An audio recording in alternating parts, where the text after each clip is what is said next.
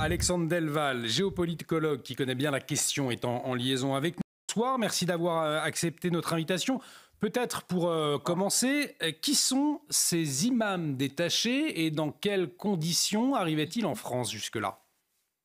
Ils arrivaient en France dans le cadre de coopération avec trois principaux États, la Turquie, l'Algérie et le Maroc.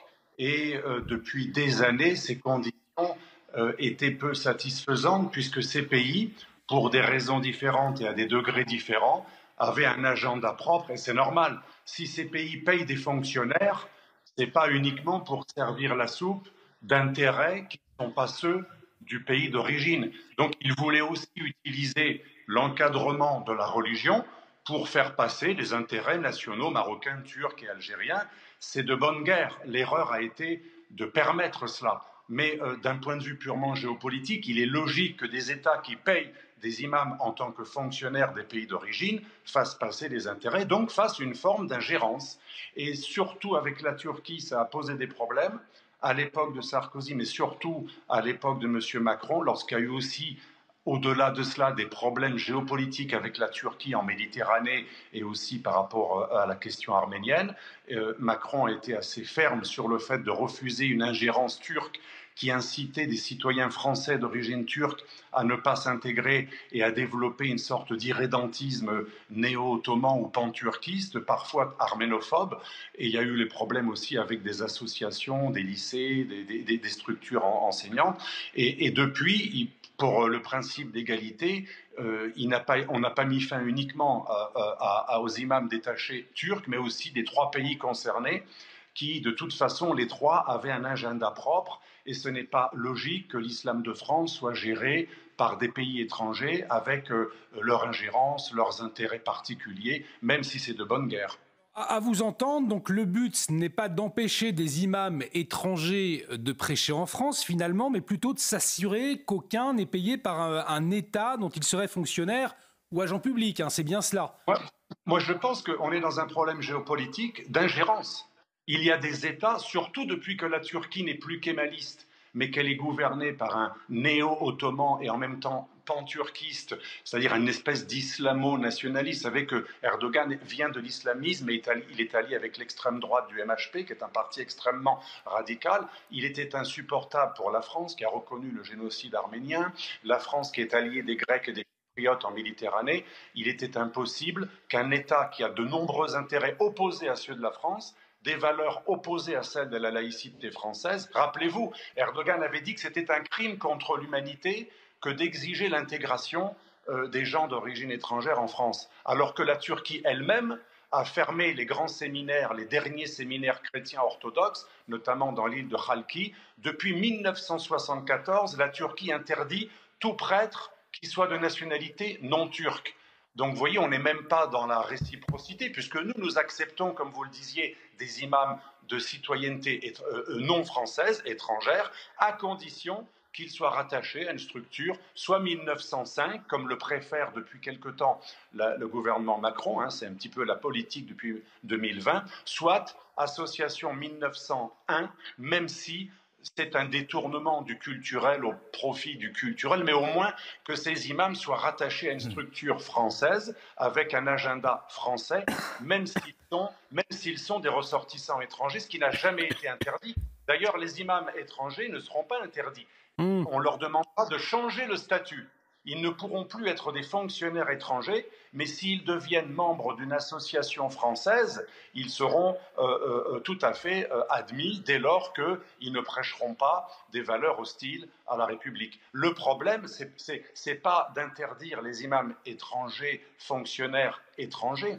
Le problème, c'est d'assurer la formation pour remplacer, pour combler le vide. Il va y avoir un vide sur à peu près 300 imams. On n'est pas capable de les combler aujourd'hui, c'est vide. J'en parlais avec Razika Adnani, une grande philosophe franco-algérienne, et avec Amar Dib, l'ancien conseiller de la mosquée de Paris. Les deux me disent que c'est une bonne chose que d'avoir des imams français ou liés à une association française. Le problème, c'est qu'on n'a pas de quoi les remplacer. Ça veut dire effectivement de développer les formations de l'État, en tout cas avoir une offre respectueuse des lois et des principes de la République. Mais cela semble assez compliqué aujourd'hui, non, à vous entendre? Je peux affirmer que ce n'est pas le cas. Je parle, et ce n'est pas le point de vue d'un Français qui aurait une réticence, moi j'ai aucun problème avec d'autres religions, c'est le point de vue de tous les musulmans, modérés, réformistes, républicains, on les appelle comme on veut. Je ne parle même pas de mon ami Chalgoumi, uniquement, qui malheureusement est très très mal vu par les autres responsables de l'islam de France, mais même des intellectuels comme la philosophe Razika Adnani, ou l'ancien conseiller de Dalil Boubaker, élu de Lyon, grand acteur entrepreneur social Amar Dib, mais aussi d'autres intellectuels, Mezri Haddad, on pourrait vous citer des dizaines d'intellectuels ou même des anciens responsables du mouvement soufi français, etc. La plupart, mais même tous, vous diront qu'aujourd'hui, l'islam de France, globalement, est aux mains des frères musulmans, de l'Algérie avec la mosquée de Paris, d'associations marocaines qui ont un agenda marocain assez éloigné de l'assimilation, de l'intégration à la française, le mouvement Tablir indo-pakistanais extrêmement radical, des salafistes de plus en plus présents, et ça c'est un bilan extrêmement dangereux, c'est une bombe géopolitique et idéologique à retardement, puisqu'aujourd'hui il n'y a pas un islam réformiste compatible aux valeurs de la République. Il y a des États ou des associations islamistes étrangères qui utilisent les musulmans de France comme une sorte d'atout pour faire de l'ingérence ou empêcher l'intégration des musulmans, parce que les grandes centrales islamistes, il faut se mettre dans leur esprit, parce qu'en géopolitique, on ne juge pas. Les grandes centrales de l'islamisme mondial, l'islamisme légal, je ne parle pas du djihadisme, ne supportent pas l'intégration des musulmans dans des pays mécréants, d'où l'expression la charia de minorité, créée par M. Kardawi, qui est mort il n'y a pas très longtemps, qui est l'homme qui a été à l'origine des frères musulmans en France et qui est la grande référence juridique des frères musulmans. Il y a une logique de non-intégration qui aujourd'hui est à l'œuvre dans une grande partie des mosquées de France, qui en fait font croire qu'ils se conforment aux lois de la République, mais c'est purement verbal. L'enseignement dans les mosquées, entre guillemets les catéchismes dans les mosquées, les ouvrages de référence, comme celui de Kardawi, enseignent une vision extrêmement orthodoxe, pour ne pas dire hostile aux valeurs d'un État libéral, démocratique, occidental, comme des valeurs issues de la charia, ce que Kardawi appelle la charia de minorité, que l'on devrait accorder aux musulmans de France comme une sorte, et d'Europe, comme une sorte de compensation à l'anomalie du fait de vivre sous le joug de mécréants. Alexandre Delvalle, assez inquiétant finalement le constat que vous nous livrez. Peut-être avant de vous libérer, je parlais du Forum de l'Islam de France qui avait été lancé en février 2022 avec des acteurs de terrain censés mieux représenter l'islam. Savez-vous où nous en sommes de ce Forum de l'Islam de France aujourd'hui?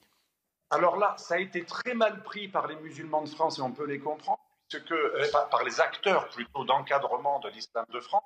Le CFCM, loi 1901, a été aboli de manière très autoritaire par un ministre de l'Intérieur qui voulait avoir l'impression de créer quelque chose de nouveau. On a créé cette nouvelle structure à laquelle vous faites allusion, qui aujourd'hui est considérée comme illégitime et le fait du prince par de nombreuses associations préexistantes. Le CFCM n'a pas pu être aboli, ce n'était qu'un effet d'annonce. Aujourd'hui, il y a le CFCM concurrent du FORI, et en fait, on est dans un chaos.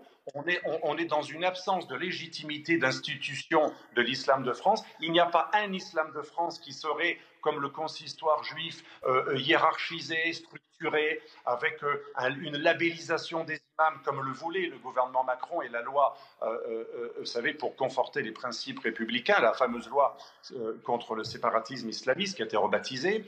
Rien de tout ce qui a été annoncé, la labellisation des imams, une fondation de l'islam de France et un institut d'islamologie de France qui pourrait former des imams. Rien de tout cela a été fait pour faire une véritable équipe, une véritable structure d'imams de France qui pourrait représenter réellement les musulmans de France qui sont grandement en majorité troisième, quatrième génération ou même certains convertis qui ne devraient plus rien avoir normalement rien à avoir à faire avec des pays d'origine. Nous n'avons pas d'islam de France. Il y a un islam en France qui est un champ de bataille entre islamistes, entre États musulmans, rivaux, avec des agendas, une sorte de compétition pour se récupérer cette part du gâteau, avec beaucoup d'ingérence sur les cerveaux, sur les esprits et les cœurs de musulmans de France qui se retrouvent du fait tiraillés. Et ce n'est pas que de leur faute. L'État français, pour faire des économies, a longtemps compté sur des États d'origine. Un exemple, il n'y a pas que les États d'origine, il y a aussi l'islam de France. Par exemple, les plus français dans l'islam de France, c'est les frères musulmans. Et les frères musulmans ne sont pas mieux que les États d'origine. Donc interdire les imams étrangers, fonctionnaires d'États turcs, marocains ou algériens, si c'est pour les remplacer par des frères musulmans qui, eux, sont liés à des associations françaises qui se disent autochtones, ça ne va pas être mieux. L'idéologie des frères musulmans, c'est Kardawi, c'est le califat. Les frères musulmans, c'est le Hamas. Les frères musulmans, c'est une doctrine totalitaire qui veut rétablir le califat. Et ils ont pignon sur rue dans l'islam de France. Ils sont infiltrés tant dans le Forif que dans le Conseil français du culte musulman. Et Mitterrand a même donné un espace pour €1 symbolique, il y a très longtemps. C'est l'université de Saint-Léger du Fourgeret, à Château-Chinon, où on forme des gens avec une conception moyenâgeuse de la charia. Et tout cela en toute légalité. Merci. Ils reçoivent des fonds publics. Merci. Et son homologue en Seine-Saint-Denis maintenant. Absolument. En Seine-Saint-Denis, il y a une infiltration de frères musulmans. Qui est l'homologue de l'Institut de Château-Chinon. Absolument, qui a une structure à Saint-Denis, Château-Chinon, absolument, qui est liée aux frères musulmans avec la théologie de référence de Kardawi. Pour nos auditeurs, Kardawi, il explique quand même qu'on a le droit de tuer quelqu'un pour 3 raisons, notamment le blasphème et l'apostasie. Ce livre de Kardawi, le licite et l'illicite, qu'on enseigne à la Seine-Saint-Denis et aussi à Château-Chinon, mais aussi dans toutes les autres structures des frères musulmans. Ce genre d'ouvrage est en vente libre en France. C'est un best-seller à usage des musulmans d'Europe et de France. Et merci. Ça se fait à la barbe de l'État. Merci beaucoup, Alexandre Delval. Vous nous avez apporté beaucoup de clé de compréhension après cette actualité. On le rappelle, la France qui n'acceptera plus de nouveaux imams détachés, Elliot Maman, mais on comprend en tout cas aujourd'hui que le chantier est énorme, qu'il n'y a pas